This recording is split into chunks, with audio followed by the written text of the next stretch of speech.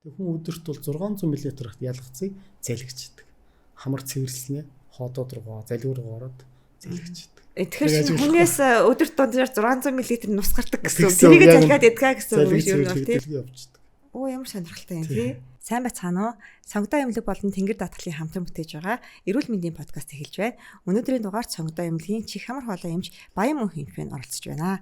Өнөөдрийн бит хоёрын ярилцах сэдэв хамар олон түнтэй холбоотой асуудлууд тэр дундаа харшил, гэмтгийн талаар ярилцах болно. За танаас хамгийн түрүүлээд харшилтай холбоотой хамрын битүүрлийг асуумаар байна л да. Одоо харшлын улирал эхэлж байна. Би хүртэл өөрөө нөгөө урдан жил таарч исэн хамрын тусаалга, хамраа битүүрээр ирэхээр л ингээл цацаал эхэлдэг. Тэгэхээр ингэж дор мэдэж хамрын цэцлэг дураараа хэрэглэх нь ер нь зөв юм уу? Эсвэл заавал эмчийн зараар хэрэглэх үү? Ямар нэгэн муу нөлөө дараа нь гарна гэж байх уу? Ер нь хамрын тусаалгыг хамар битүүлж байгаа үедээ бол хүмүүс илбэх хэрэглэдэг. Энэ бол улирал солигдож байгаа учраас дулааны улирлын үед эсвэл урмлын нөгөө тоос нэгтгэхийн үед одоо хамрын гадны амьсгалж байгаа агартханд харшил төрдөг. Цаанаасаа бол одоо иммуноглобулины идэвхжил өндөртэй харшил суртаа хүмүүс их хөвчлэн тохиолддог. Энд бол хүмүүс бол маш их хурдан хамрын амьсгалын сэргийг зориултаар хамрын агшаах төрлийн тусаалгуудыг удаан хэрэглэдэг. Ер нь хамрын агшаах төрлийн тусаалгууд нь 10-аас дээш хоног бол эмчийн зөвлөгөөр хэрэглэдэг.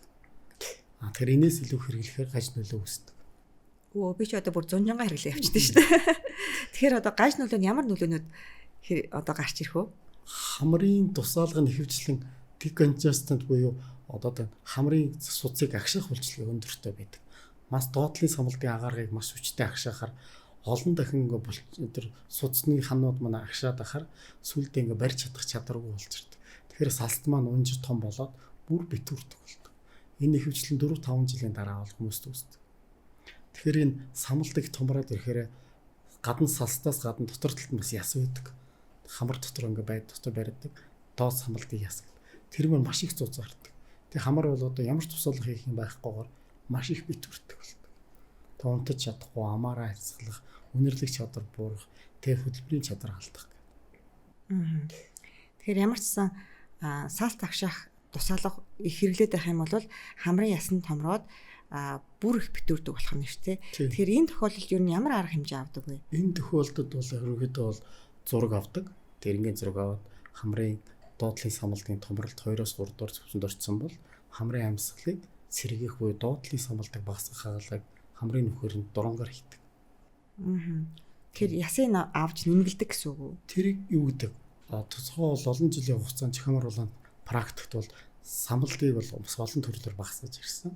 Одоо бол үйл ажиллагааг дэмжиж одоо дотор хэсгийг үлдээж аль үйл ажиллагааг хатаахгүй тул одоо латерал тал буюу ясын хэсгийг авч амьсгалыг зөв чиглүүлдэг. Хэд бас багасгах тулд хуурайшил үүсдэг. Битүүрлэлт хуурайшил хоёулаа бас хэцүү. Тийм. Тэгэхээр хагалгааг бас их зөв хийх хэрэгтэй. Хэмжээ багаслснаас болж хамар бас онгоно гэж байхгүй.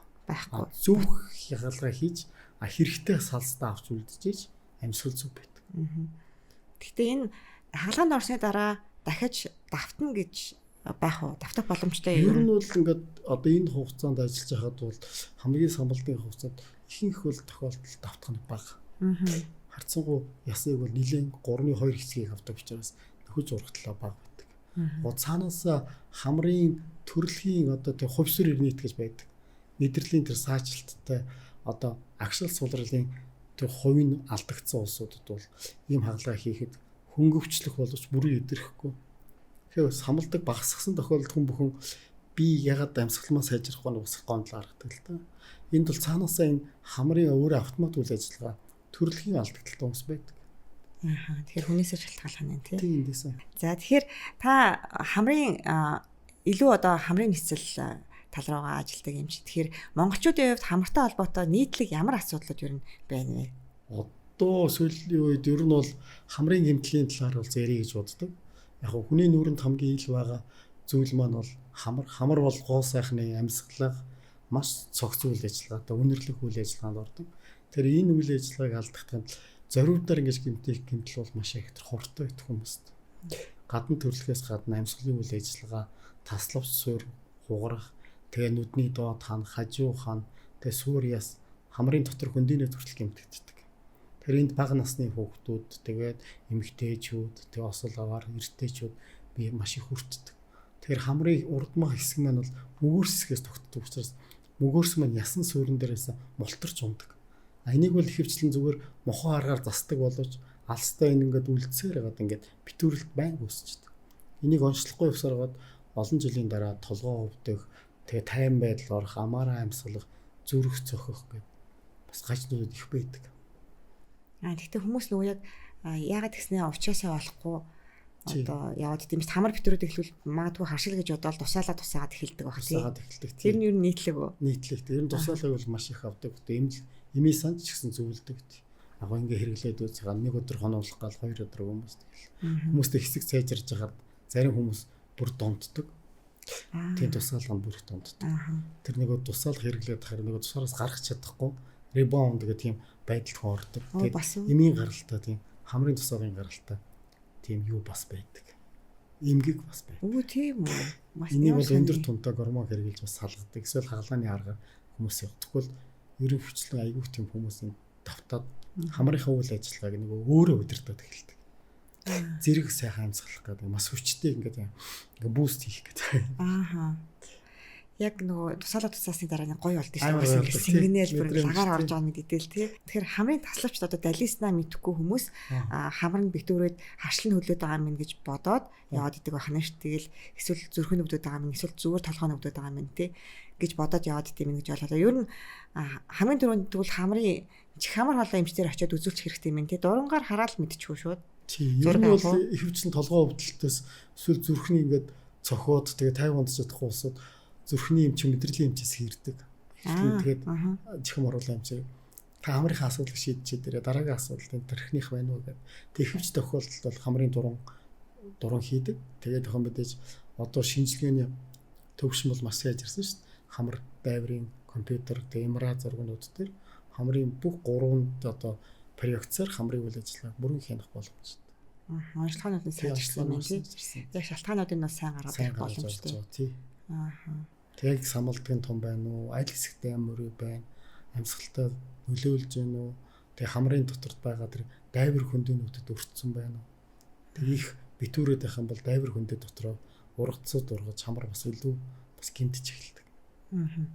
Тэгэхээр та хамрын дурангийн хагалгаа хийж байгаа ш. Тэгэхээр хамрын дуран гэхээр одоо хамрын нөхрөө дуран оруулаад хагалгаа хийдэг юм уу? Эсвэл одоо уруулаар нэгээ нээгээд хамрын хөндөрөө дуран оруулдаг юм уу? Ер нь яаж одоо хамрын дурангийн хагалгаа хэрэг юу ах вэ? Юу хийдэг вэ? Одоо Монгол улсад 2003 оноос эхлээд хамар дайврын дурангийн нэсэл ер нь үүссэн баг гэж би боддог.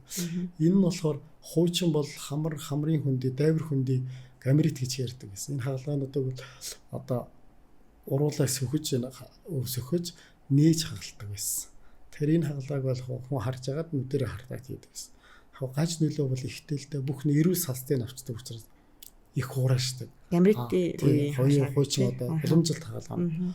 Одоо бол хамрын нөхөр одоо хүний ерөнхий бүтцийг алдагдаг болохгүйгээр одоо хамрын дунд жим буюу дээд жим гарч байгаа тэр хөндөнүүдийн өөрсдөө ялгарч байгаа яаж байгаа бүглэрдэг байх нь шүү дээ. Тэр бүхийг дурангийн тусламжтайгаар экран хараад тэгээд нөхөний томсгоод урсгалыг сайжруулдаг. Энэ хагалгааг хамрын нөхөр 30, 0, 70 градусын дурангуудыг ашиглаж хийдэг. Тийм дали дурангууд байдаг. Хамар маань дотор талдаа бас 3 давхраас бүтнийг доод давхар, дунд давхар, дээд давхар гэдэг. Дээд давхарт үнэрлэхүй ус байдаг. Хамар маань бас үнэрлэх хэрэгт айгүй нөлөөтэй амтлагт. Тэгээ хүн амаараа ингээд 4 төрлийн амт амталж байхад бусад бүх нарийн хамар амьсгалж байдаг гэж ярьдаг. Тийм шүү дээ. Хамар битэр зүүж юу амт мэдрэх юм болж шүү дээ. Тэгэхээр хүний ингээд дуршил багсад хүмүүс турдаг. Тэгдэг. Тэгэхээр гамритийн хагалгаа тэгвэл дээр үеийг бол хамаагүй амархан болцсон юм байна. Дурангаар хийдэг болцсон юм гэж байна. Дурангаар хийдэг болсон. Тэгэхээр захаар хүндээ нөгөө алстай болохоор нөгөө тэр дурангийн нөхөрөө бол угаагаад тэр нөхөн зөв амьсгалж чадах юм бол дахиж өрөвсөл үүсгэх харцангуй багасдаг. Тэр хүндээ нөгөө олон дахин ойдол тавих, чихээс их тавих, халаан дараа цус алдах, тэ нүүрний мэдрэл өвдөх хэзэр гаш нөлөөнөд хамаагүй багасдаг. За тэгвэл одоо гамритчлаа гэдээ айгаад ах шаардлагагүй болсон юм биш. Ер нь бол яг дээрүүд яана гамритцээ одоо ингэ цоололж угаалах нь гэсээ яана гэл хүмүүс нэг тийм айцтай яриа байдаг шүү дээ. Ер нь бол тийм өвчин байхгүй болсон юм надад бол тий. Одоо бол ерөнхийдөө хатгаж байгаа байсан. Ихэнх тохиолдолд онцлогооны зорилгоор хийж байгаа. Ер нь бол эмийн эмчилгээг бол тууштай хийдэг. Ямар бактериар үүсгэцнийг бүрэн эмчилээд одоо 21 оноос 2 сар хүртэл хажиглаад тэгэд өөрийнх нь нүхийн томсгоод ур суурын сорилоод угаачдаг. За тэгвэл хамаагүй амархан болцсон юм тий. За та түрүү ярьжсэн л да нөгөө харшилтай хүмүүс хамар битүүрцэн үедээ заавал ингэж тусаагаад авахгүй нэг тодорхой хугацаанд барьж чаар хамар өөрөө автоматар ажиллаад ингэж нээгддэг юм аа. Ер нь өөр нь ажиллаж сурах хэрэгтэй гэ. Та тэрэн дээр нэг жоохон дэлгэрэнгүй ярьж тайлбар өгөөч. Хамар маань ингэж хүмүүсийг бодож байхдаа ингэж хоёр талын зэрэг амьсгалдаг юм болоо гэж боддог. Хамар бол өөрөө циклээр амьсгалдаг. Нэг тал нь 2-4 цаг, нөгөөс нь 2-4 цаг гэдэг ээлжиж амьсгалдаг. Хүмүүс соёлыг нь амьсгалуулах гээд ийм тусаагаад байдаг. Бас тэндээ датцдаг. Энэ хугацааг хүлээх хэрэгтэй. Тэгэхээр ийм тусаагаад маш их ингэ донтцсон тохиолдолд одоо ханаа төрөөд 10 хоноод их хоцгоод эдгэрээд ирэхлээр зүг зүгээрээ мөртлөө ийм тусаамаар санагдаад. Энэ үеийг одоо 20 минутаас 30 минут ингэ угаах юм уу эсвэл хүүтийн юм ширсэж орчноос олж хүлээх юм бол амьсгал маань өөрөө агшиж эхэлдэг. Тэгэд зай гарч ирээд тэр үеийг амжихгүйгээр өөрөө төрүүлж ингээд юугаадахаар амьсгал маань автомат үйл ажиллагаагаа алдчихдаг. Тэгэхээр нөгөө удирдах чадахгүй болохоор та өөрөө амьсгалаа өөрөө л удирдах гэсэн. Ер нь харшлын үед яг тэгдэгч нэг хамаар ингээд битүүрчдэг тий. Тэгж яагаад байж байгаад онгоод нөгөөх нь битүүрээд тэр чинь угаасаа тэр баг юу яаж юм шүү дээ. Циклээр явж байгаа. Циклээрээ явж байгаа процесс юм шиг. Тэрийг заавал хуулийн ингэ нээх гэдэг шаардлагагүй гэж ойлголоо тий. Угаасаа л хүн тэгвэл нэг талаараа ингэж нэг нэгээр нээлж явдаг тий. Нэгэнд нь амьсгал явж явах, нөгөөд нь цэвэрлэгээ явждаг. Ямар сонирхолтой юм тий. Тэгэхээр нэг нь амьсгалаад нөгөөдх нь цэвэрлэхээр ерөөсөө ойлгохгүй юм л да. Энд чинь энэгээр орсон агаар ингэж ороод цэвэрлэгдээд цаашаа орж байгаа гэсэн үг үү? Хийж байгаа гэсэн. Хамранд нөгөө доотлын самалдаг гэдээ маш том самал, дундлын самалдаг гадраа дандаа амьсгалах хүрээнүүцтэй. Тэд нар маань дотор талд ингээд батарей шиг ингээд судсууд ингээд аромог маягаар байдаг. Тэр ингээд агаар орохоор ингээд бүдүүрээд тэгэд агаараа ингээд бүлээсгэж өгдөг. Тэг хүн амьсгалаа 35 градус хүртэл дулаалаад 70 одоо тийм хинтээ тийм чигшилт өгдөг гэж байна. 70% чигшилт үү? Чигшилт өгчдөг агаар хүн өөршөнд амьсгалдаг. Тийм чухал хэрэгтэй. Тэгэхээр энэ агаарыг тэр бариа цэвэрлээд энэ бүх үйл ажиллагаа туршлага хийхэд 12 минут орчим одоо хамрын нүхнээс хойш ороход нэг одоо жижигхэн тэр юу бол холоор орж ирэх хугацааг хэмцэн байдаг. Тэг хугацаанд хамрын хүндэд одоо 100 см квадрат тийм салстууд бүрэн ажиллаж байдаг гэсэн. Тэг хүн өдөрт бол 600 мл ялгцыг залгичдаг. Хамар цэвэрлснээ хоодод руугаа, залгуур руу ороод залгичдаг. Эсвэл нийх тохиол байдаг хүмүүс нуусан. Тэгэхээр чинь нөгөө 600 мл хүртэл их хэмжээ гэсэн үг. Тэгэхээр хүнээс өдөрт дундаар 600 мл нус гардаг гэсэн үг. Тэрийг залгаад ядгаа гэсэн үг юм байна тийм. Нус гэдэг чинь юу нь бол ингээд хамаар цэвэрлсний дараа гарах юм ялгацсан тийм. Алгаж байгаа юм шүү дээ. Тэгэхээр хамар өөрөө тэгж сайн цэвэрлдэг байна. Хүмүүс хүн болгоо өдөрт 600 г нус айддаг юм байна шүү дээ.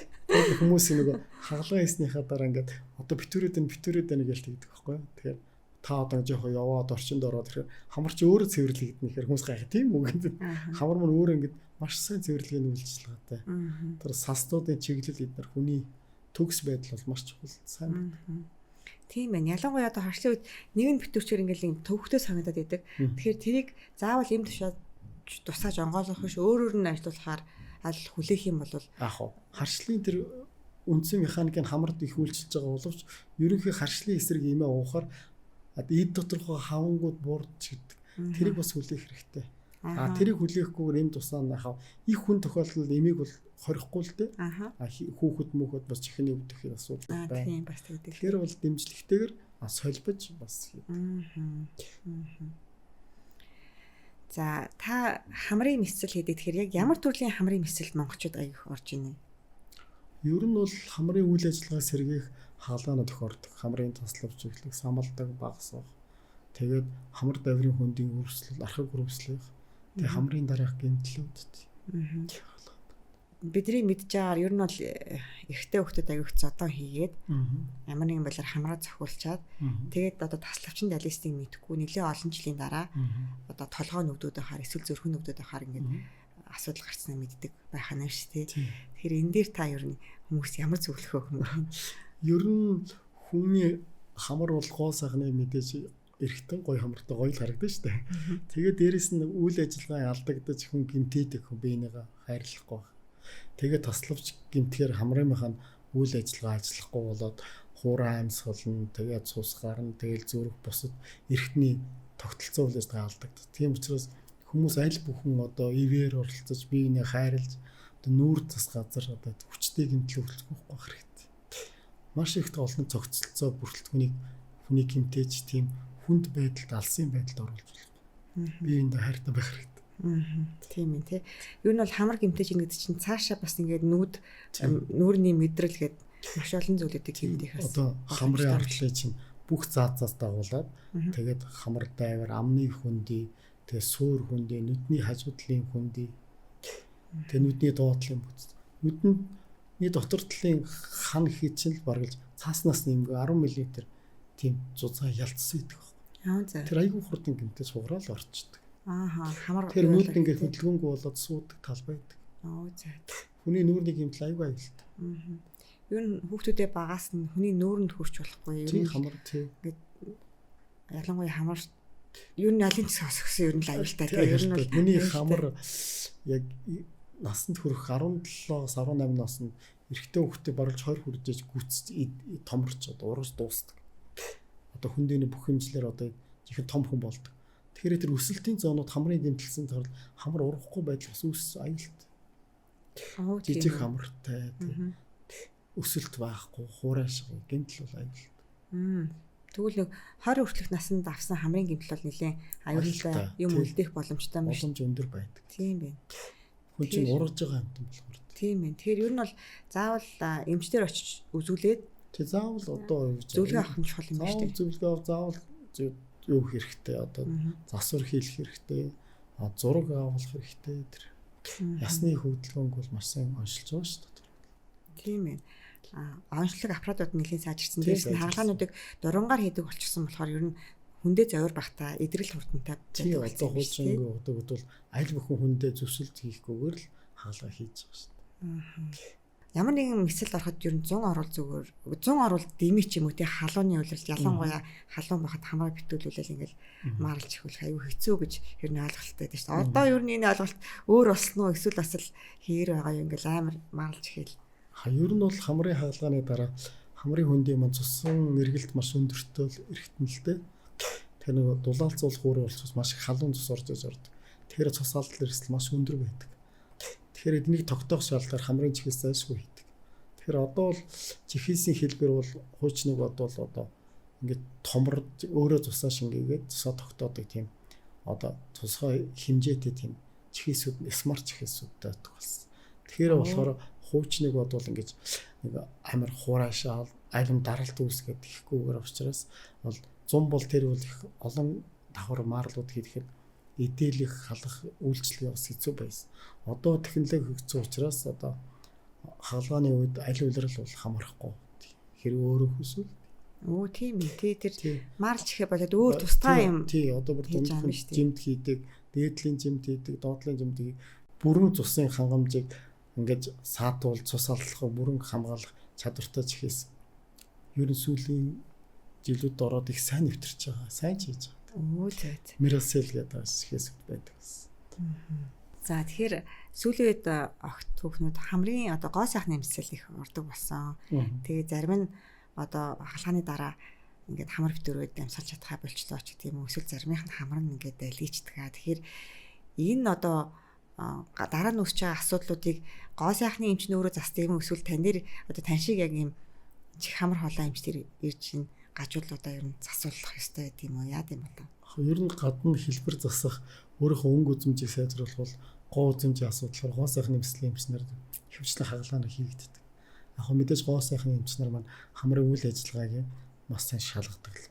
Тэгээ яг зарим нэгэн тохиолдолд бол одоо харшилтай, самалдаг тунтай, амьсгал саадтай, хамрын таславч мөрийн хүмүүс бол яг зарим жижиг хэлбэрийн анзаарахгүй урчдаг л доо. Тэгэхээр тохиолдолд яг суур хамрын ерөнхий нөгөө нуруу мөрөө учраас мөрөө харагддаг. Ийм тохиолдлуудад бол хамрын таславчин амьсгалын жигдэл жийж бол хаалганд орвол өөр хүндээ бас амар байдаг. Яагаад бол хамрын гоо сайхны хаалгаа хийвэл гадна талд ихэвчлэн хэмжээг багасгадаг. Тэгэхээр хамрын нүхэн ч гэсэн хүнд бол аюул чухал агаараа орж байгаа хэмжээ өвдөртэй. Хэрвээ ингээд гоо сайхны хагалгаа хийгээд урдталт нь ингээд өсгөөд хамрын нүхийг багасгаад шонтоолоод ихээр хамар дотор бусад гарах хамрын хагалгаа хийх боломж багасдаг. Яг бол хамрын нүхээр хийдэг хагалгаанууд хийх боломжгүй. Яг бол хэмжээ нь багасдаг учраас хоёрдоор уян чанар нь буурсан байдаг. Тийм учраас хэрвээ та дэрний дарааг амирий тийм үү янз бүрийн полип урах эсвэл янз бүрийн хамар даврын хавдрууд үүсэх тохиолдолд бас хэцүү. Зөвхөн л залуу насны гоё харагдаж байгаа. Болохоос тийм сорвжууд нөгөө тэгэхээр хамар ус нэлээ уян чанар маань бас буурдаг. Тийм ээ ямар аюултай юм тий. Тэг яг полиптэй харшил өндөртэй хүмүүс орвол бас дараа нь хамар цэвэрлэх полип авах болцоо айгу бага болдог. Гаднаас нь харахад уг нь ингээ өндөрсгөө том болгоод байгаа юм шиг харагдаж байгаа боловч доторх нөхөн багасчтай юм биш тий. Тий яг ерөнхийдөө ингээ юм хийчихэж байгаа болохоор бас хамрыг өргөж байгаа учраас хамрын маань үзүүр маань ингээд хөдөлгөөн ингээд хязгаарт болоод энэ ингээ сорвжиж идэж байгаа учраас жоо хатуу болдог. Тий. Одоо бидний хамарч ингээ зөөлх ингээ өрөөж мөргөө гоё харах. Гэт чинь хамар ингээд хичнээн гоё болоо ч гэсэн ингээд анатомийн талаас бас ингээд хатуурахаар бас бусад үзлэг онцлогоонд ихэд хэцүү. Тэгээ чи бас маш олон төрлийн ойдол тавьж байгаа дотор талбарс. Тэгээд одоо яг хамрын мэсэлд орсны дараа ийм асуудал үүсч таньд ирсэн тохиолдлууд юу байгаа юу? Ер нь гоо сайхны хаалгааны дараа бол яг тословчийн засдаг хаалгаанууд бол ирдэг. Яг самбалдаг буурлах гэдэг. Тэгтээ бол ерөөхдөө ихэнх гоо сайхны хаалгааны өөрчлөлтүүдийг гоо сайхны эмчнэр өөрсдөө засдаг тий дараа нь гарсан асуудлуудаа. Тий багасгадаг. Ер нь бол сүүлийн үед гоо сайхны мэслийн хаалгааг чихэм уруулаа эмчтэр хавсарч хийдэг болсон. Хамрын тослов самбалдаг үйл ажиллагааны сэхлээд дараа нь гоо сайхны эмчнэр хамтран хийдэг. Монгол бас тэгж орж байгаа юм. Ерөнхийдөө л тэгж орж байгаа. Тэгэхэд бол өөр хүнийхээ нөгөө ерөнхий бас амьсгалах үйл ажиллагааг сайн зохицуулж ийж хүмүүс гоё харагдана гоё шүү дээ. Тийм. Гоо сайхны семинар өдөрт явж байхад өөрөөрөө байгаа төрөх байх илүү гоё шүү гэж ярьдаг. Яс тэр талыг бас дэмждэг. Тийм ээ. За баярлалаа.